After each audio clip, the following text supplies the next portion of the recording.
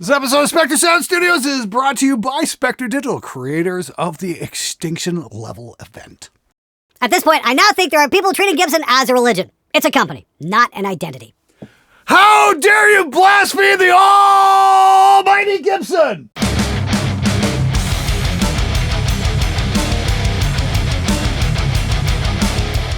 All right, everybody!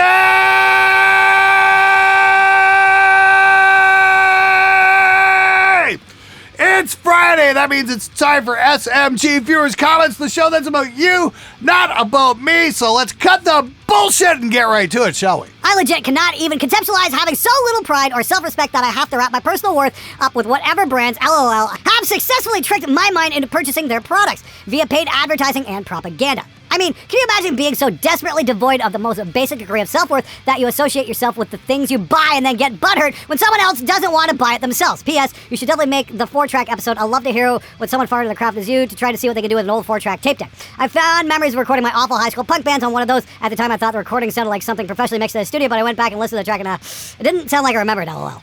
Hey, Brett, wow, a lot to unpack in that comment. I think that's great. I think you kind of hit the nail on the head. And it all comes back to don't be obsessed with what you can buy, but be obsessed with what you can create. Be obsessed with what you can push. I mean, you know, this thing, you talk about your recordings on a 4-track recorder. I listened to some of my early digital recordings on, my first DAW, which was Digital Wings for Audio for the PC by Metalithic Systems. Everybody's going, who the hell is that? Yeah, exactly. Anyway, I listened to some of those early records and I'm like, oh, fuck, wow, those are horrible. But you do get better as time goes on. I can look at a couple of records I did, over the years that I'm really proud of, like 2005 or 2006's Black Creek record. That was a big breakthrough for me in terms of awesome guitar tone. 2009's Betrayer record, I got to do that with Frederick Nordstrom, one of my engineering heroes, and to have him mix my tracks was really fucking cool. So I'm really happy about that. Of course, if you're into black metal, it's the first couple of Woods Vipre records. I like the first one better than the second one. The second one nearly broke me, but not awesome in terms of production, but it was definitely fucking cool, that's for sure.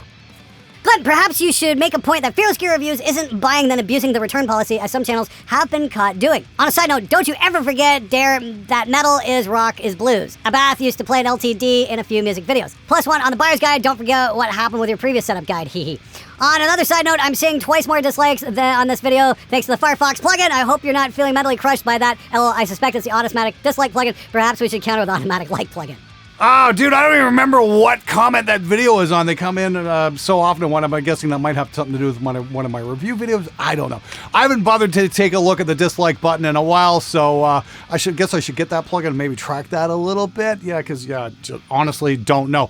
But I definitely disagree with YouTube's policy of removing the dislike counter because, not everything's awesome all the time. Apparently, that Lord of the Rings trailer, the new Amazon series, got completely decimated by the dislikes. But hey, we'll see what happens. I'm not even cautiously optimistic about that one. I was just kind of like, well, I wonder how bad this one's going to be. But as for the initial point of your comment, yeah, Fearless Gear Reviews is my independently funded review show where I can take a look at something without any corporate fuckery whatsoever. It's unsponsored. Well, it's unsponsored if you discount all the crap I got in the background here. A lot of people send me stuff and I throw it in because I've only got so much space in here. But the focus of those videos is unfunded. The thing I'm actually doing the video on, I pay for it with my own money. And no, I don't abuse return policies. That's not in my wheelhouse. I buy something and if I like it, I'll keep it like I did with that LTD. I like the Epiphone too, but I can only afford to keep so many guitars. So I did wind up selling that. So whoever picked it up, thank you so much. I did wind up selling that Mustaine V as well. So I'll buy stuff, do a review on it and sell it unless I really fall in love with the piece and then I'm keeping it. This guitar I fell in love with. This thing is just fucking incredible. I'm so fucking thrilled with this guitar. It just plays fucking great. And it's been one of the best guitar purchases I've ever made in my entire 35-year history of playing guitar. Yeah, it's just freaking awesome. But yeah, buying something, reviewing it, and then sending it back. No, let's not do that. That's just kind of a dick move. I'm not going to do that to my local retailers and the people I deal with because that just wouldn't be cool to them. That's what puts businesses out of business. Guitarists! Newsflash. The only people who care what's on your headstock is other guitarists. Seriously, go ask someone who's into music but not a player what a guitar their favorite guitarist plays. I swear they probably won't know the answer. Yeah, probably most of the time, sure. Unless the guy's like into Hendrix or something, or Yngwie, who are Strat freaks. And you might know that if you're not into music, but chances are, probably not. It's like, hey, I'm a big fan of movies, but I have no idea what lenses Roger Deakins shoots with. I can't get behind the EVH brand because it just feels like a money grab. I've owned Blackletter and Signature PV5150 heads, cabs, and a couple of combos, and Fender sent me a 50-watt 5153 a couple of years ago, and it sounded great, but it didn't have the OG 5150 had. Well, I just reached out. I'm going to see if I can dig up one of those new 5150 iconic amps and see what I can do with it, see how it sounds, and give it a fearless gear review because I think that's what you guys deserve. I think you guys need an unsponsored look at that amp. And I've got an original 5150 here, so I'll shoot the two out against each other and see what happens. I'm very curious to know what's going on there. Going to be a very cool video. Make sure you're subscribed for that, please. I've said it before, I think people like changing out pedals, amps, tubes, or guitars because they seem more accessible, easier to change out. If you haven't already, maybe think about doing a dedicated video on how to change out a cab speaker and show the process. I know you've proven again and again that the speaker and mic, I guess, if recording, is the most responsible for tone, but showing how simple it would be definitely help your case, I think. I mean, I've just watched a 3.5-minute video of a guy changing out the speaker in his Blackstar. It was sped up a bit at times, but I'm pretty sure it was most a sub 10-minute job. Okay, I'm not going to debate that yet. Maybe that's a video I need to make. I've shown videos where I change speakers out and whatnot. We use a bit of time lapse and whatnot. Maybe I actually need to make a step-by-step video on that because, yeah, that's the thing. Speakers are so absolutely critical to your tone and probably the most important part of your tone. So, yeah, if you guys want to see a tutorial on how to change out speakers, how to do it right, leave a comment below because I'd love to hear from you. If that's a video I think you guys would like to see, I'll be more than happy to make it. Thanks for the suggestion there, Slick Will.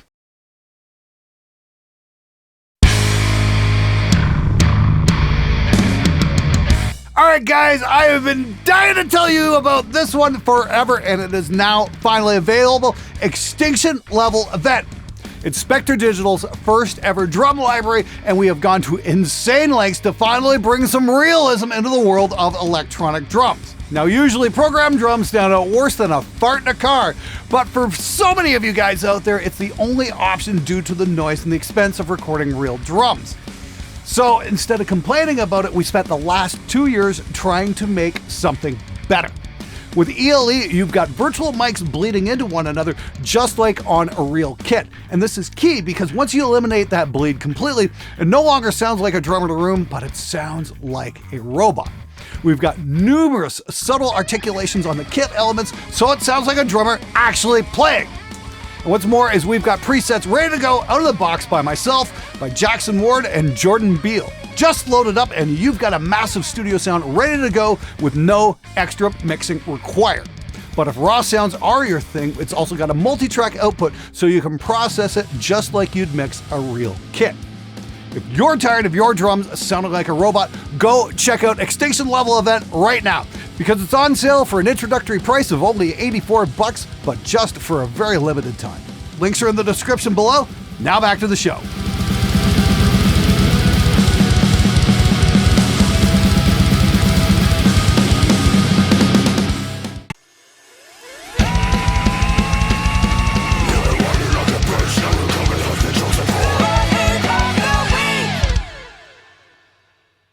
A musical bone in this dude's body. Just the guy I want to hear about how amazing an instrument plays and sounds. Because you know his tone is as good as his chops. Clearly somebody hasn't been paying attention. Tone is in the fucking speaker! How many fucking times do I have to say this? I've proved this again and again and again. Oh, your tone's as good as you play. No, it's not. That is technique, you dumb shit. We need to start calling speakers tone cones. Actually, that's not a half bad idea. That way, idiots like the last guy might actually realize where the sound comes from. I would like to see a video about cassette tapes. Unfortunately, the quality of the tapes is not what it used to be, and the results won't be on par with the tapes of the 80s and 90s. Hey, Tom, here's a little truth bomb for you. In the 80s and 90s, cassette tapes sucked! They fucking sucked! They always sucked! There was never a better quality back then. They were always fucking shit! They were garbage. That's why everybody went to CDs, because they sounded so much fucking better than tapes. I don't know where the hell you got that from, man, but please go fucking bury that in a cemetery somewhere, because that bullshit fucking stinks. You'll hear none of ththese instruments on any records, nor will these hold any value. See any of these on stage? No. Bet you'll find these at garage sales easier than a Gibson. Somebody, of course, is talking about Harley Benton. I don't know. I think you might see some Harley Bentons on stage from time to time, especially like the Amrock series, because they're pretty fucking cool. But will you see them at garage sales? Sure. Will they hold their value like a Gibson? Absolutely not. But then again, Harley Benton is designed for people to learn instruments on, not for posers who want to resell them to other posers. Where's the shirt that says, I am not responsible for your stupidity?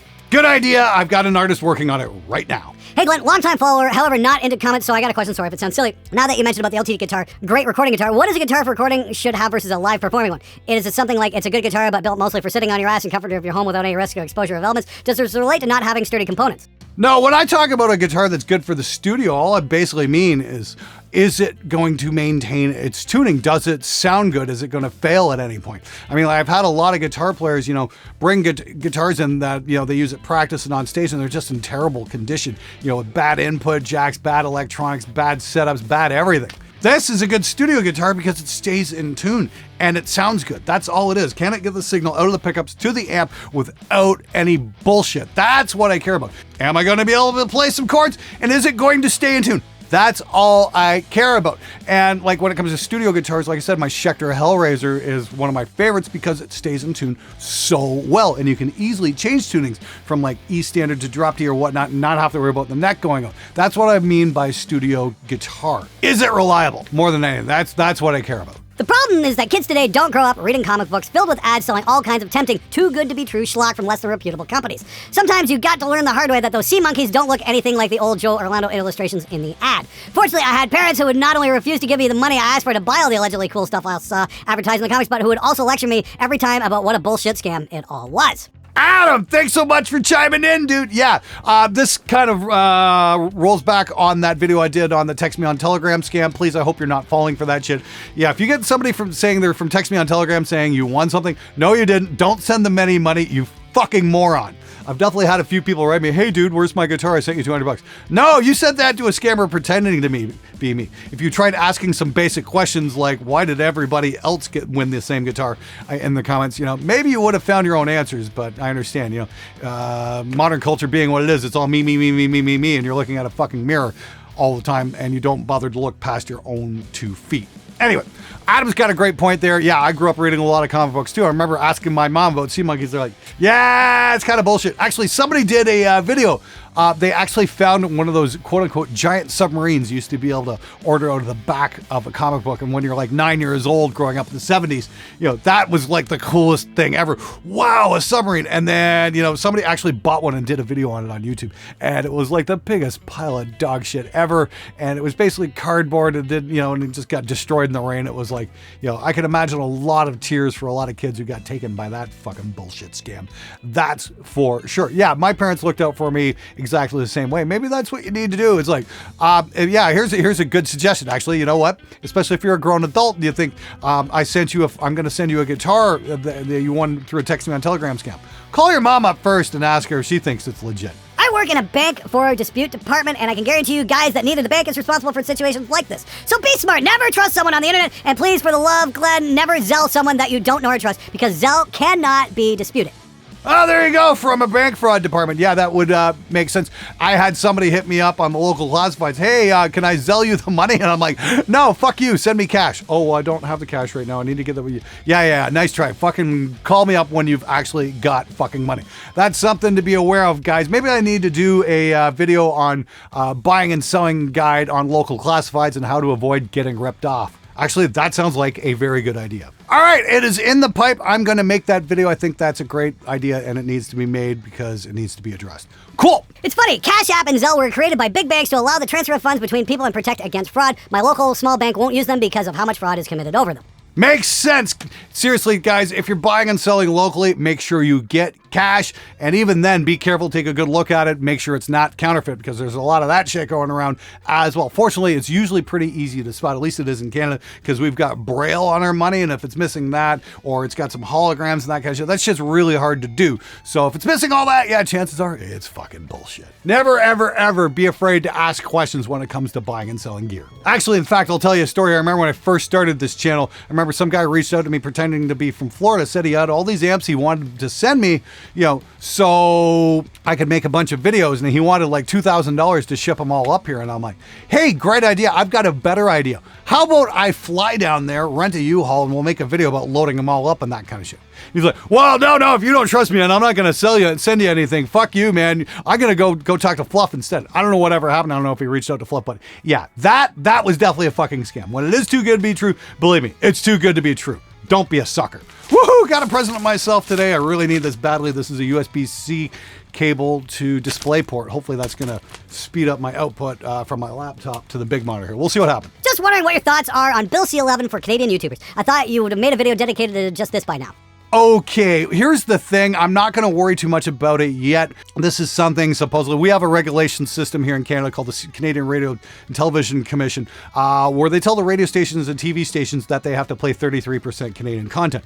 The biggest radio station in the 60s in North America was the Big 8 here in Windsor, Ontario, AM 800 CKLW. They discovered Bob Seger and Alice Cooper and a whole bunch of other fucking really cool Detroit artists and whatnot and brought them into the popular culture. It was really cool. And then the CRTC came along and destroyed Canadian radio, and they went from being the #1 station in North America to dropping like a rock because every third song had to be like Gordon Lightfoot's Edmund Fitzgerald. It's like, that's an okay song, but government mandates don't help in popular culture. It just doesn't fucking work. I've always felt that Canadian content should be able to stand on its own and on its own merits. Look at Rush, Voivod, bands like that. There's some cool stuff here in Canada, and we certainly don't need handouts or help from the government to make that happen. Bill C11 as it stands right now, it's kind of hard to say what's going to happen there. The CRTC could make requirements that we have to approve Canadian content in our videos, which would add another fucking layer, and that kind of sucks, to be completely honest. I'm not going to make a big stink about it yet because it really comes down to I'll believe it when I see it. We had a big freak out there in the 90s when there was a blank media levy, and everybody thought the price of CDs was going to go through the roof, and it didn't. It went up a few bucks. Big fucking deal. And that was supposed to get money to the artists making music in Canada based off this extra levy, and of course it just went to the big record labels, and smaller artists never saw a fucking penny, so that worked out great as well. Bottom line though, I'm not going to believe anything because as far as I'm concerned, everything is fucking rumor at this point, and until the government mails me something that says I have to do X with my channel, I'm not going to fucking worry about it. And guys, that is how government works. They don't make phone calls, they don't send emails, they send snail mail. That way it's registered that it arrived and it's a legit legal document. When the government says I have to make 33% Canadian content or whatever, okay, then maybe I'll take a look at it. But for right now, I'm not going to freak out and worry. There's a tendency for people to really overreact when announcements like this are made, and it usually winds up being a whole lot of nothing. At least that's my experience anyway. I could be completely wrong, and if this shit hits the fan, I can definitely go move to another country. That's not a problem. I already mailed my MP about this. I said, worst case scenario, I'm leaving Canada and I'm going to take jobs with me. So they can deal with that, the consequences of that. Without a shadow of a doubt, the best bands are the ones that don't take themselves too seriously and just care about putting on a great show for the fans. It's why bands like Steel Panther, Kiss, and Rammstein have so much longevity in being able to draw crowds to their shows. Yes, I would agree. One of the best live acts I've seen in recent years has been Steel Panther. They fucking crush it every show, and it's an awful lot of fun. If you're in a band, have you tried that lately? Having fun at a show? I would personally love to see Fearless Gear reviews on a whole range of products for media creation. Cameras, light gear, and even studio furniture, and of course, sound deadening proofing products. Hell, I'd watch Spectre Cooking Studios if you made it. Ha ha ha. I don't know if I'm going to do a cooking show anytime. I might do a guest appearance on Headbanger's Kitchen at some point. I love that show. It's a lot of keto recipes and whatnot. I've gotten some good ideas from there. I just bought some coconut flour on the dude's recommendation, and I'm going to try making like keto naan bread with that, and then maybe make pizza shells out of that. I'm curious to see how that's going to turn out. I really want to give that a try. Anyway, I'm probably going to guest like for my omelet recipe. We're going to call it the Wicked Omelet. It's going to be a lot of fun. But yes, I wouldn't mind doing some more reviews. I've got a bunch of different lights in here that I use and camera gear, that kind of stuff. Yeah, who knows, man? Maybe I should branch out into some farther reaching equipment other than just guitars and amps and that kind of shit and mics because, yeah, there's a whole bunch of fucking music and photo creation gear out there that probably needs some honest reviews. If you guys have some suggestions, of course, I'm always open to them. So please leave a comment below if you've got some requests. If I think it's cool, maybe I'll just make that episode. This is fantastic, Glenn. Branching out your reviews is a choice move. You're well on your way to be even greater success and worldwide reach. Inspiring. Well, thank you, Andrew. I really appreciate it. Once again, I need to do some more reviews. I'm going to be reviewing the FX3 that I'm working on right now, probably the S1H as well as the Blackmagic Pocket 4K pain in the ass camera, because that really needs some honesty when it comes to fucking content creation. it is a whole lot of pain in the ass to work. All right, everybody, that's it for this episode. Thanks so much for watching. Once again, get in on the Extinction Level event while the sale's still going on. It's going to be one of the most realistic drum libraries you've ever worked with, either at your desktop or behind your electronic drums. We spent a long time working on it, getting the realism right, and we're really proud of how it turned out. You should definitely check it out. Links are in the description below. I'll see you guys next time. Oh yeah, and Hasadigi Ibuai.